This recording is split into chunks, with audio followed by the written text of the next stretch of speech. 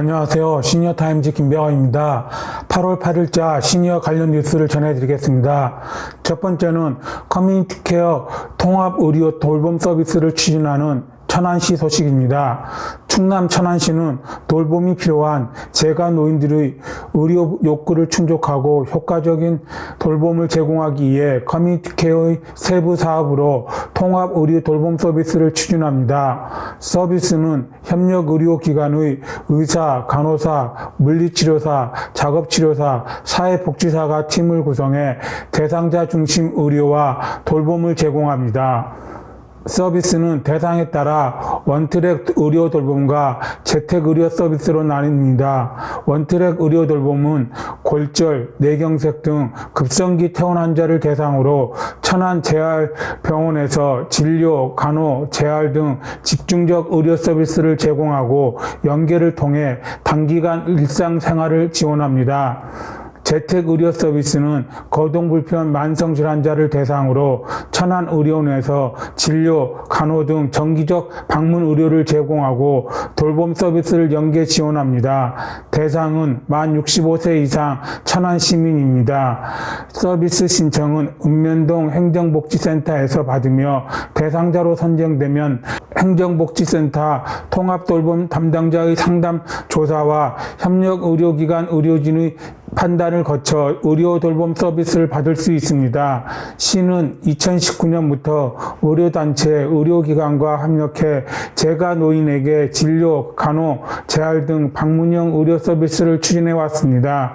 이번 서비스는 퇴원 환자에게 시기적절한 의료 서비스를 제공하고 팀 접근을 통해 치료 효과를 높일 수 있을 것으로 기대됩니다. 맹영호 복지정책과장은 통합의료 돌봄 서비스를 통해 노인들에게 질 높은 재가 의료 서비스를 제공하고 노인들이 건강하게 살던 곳에서 계속 거주할 수 있도록 최선을 다하겠다고 말했습니다. 두 번째는 주간보호센터 어르신 프로그램을 지원하는 전남도 소식입니다.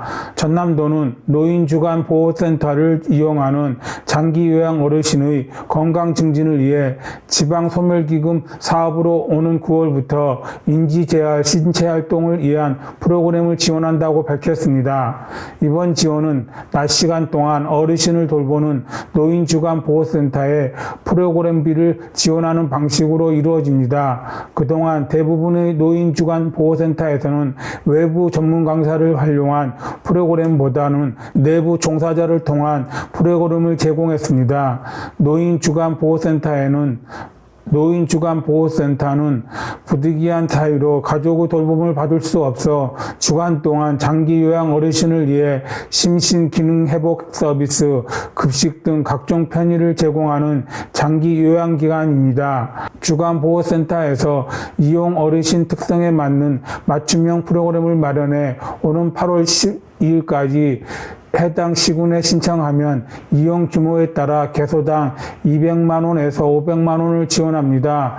지원을 받은 주간보호센터는 주 1회 이상 외부 전문 강사를 통한 프로그램을 이용 어르신에게 지속해서 제공해야 합니다. 관광이나 피복 구입 등 프로그램과 관련 없는 단순 일회성 사업은 이번 지원 대상에서 제외됩니다. 6월 말 기준 전남 지역 노인주간보호센터는 260개소로 노인주간보호센터를 이용하는 장기 요양 어르신 6,300여 명이 혜택을 받을 것으로 기대됩니다. 이번 프로그램 지원 사업은 2022년부터 2023년까지 2년간 추진할 계획으로 총 30억 원의 사업비가 소요되며 올해는 10억 원이 지원될 예정입니다. 김영수 전남도 노인복지과장은 그동안 노인주간보호센터에서 경제적 부담으로 제공하지 못한 질 높은 프로그램을 이번 기회에 어르신들에게 제공하게 돼 현장 반응이 좋다며 노인주간보호센터를 이용하는 장기요양 어르신의 건강기능 유지와 삶의 질 향상에 큰 도움이 될 것으로 기대한다고 말했습니다. 세 번째는 부산형 통합돌봄 사업을 확대 추진하는 금정구 소식입니다. 부산 금정구는 금정구 통합돌봄 주요 10개 사업을 본격적으로 추진한다고 밝혔습니다. 부산형 통합돌봄 사업은 금정군의 지역사회에 특화된 돌봄 인프라를 구축해 일상에서 도움이 필요한 어르신 중심의 돌봄 서비스를 제공하는 사업입니다. 금정군은 통합돌봄 10대 주요 사업으로 케어 안심주택 운영, 돌봄 활동과 양성 파견, 영양 지원, 통합돌봄 창구 운영, 주거 환경 개선, 고령 친화 정든 마을 거점 공간 운영, 의료용 침대 지원, 치매 친화 마을 조성, 정서 지원, 소방과 방역 지원 등을 진행합니다. 금정군은 사업 홍보와 더불어 도움이 필요한 대상자를 적극적으로 발굴하기 위해 알기 쉽고 한눈에 볼 수 있는 쉽게 읽는 금정구 통합돌봄 가이드 5,000부를 제작해 통합돌봄 창구와 캠페인 등을 통해 배포할 예정이며, 쉽게 읽는 금정구 통합돌봄 가이드에는 금정구 통합돌봄 10개 사업에 대한 소개와 함께 응급안전카드를 기재해 응급사항 발생 시 신속한 대처가 되도록 활용할 계획입니다.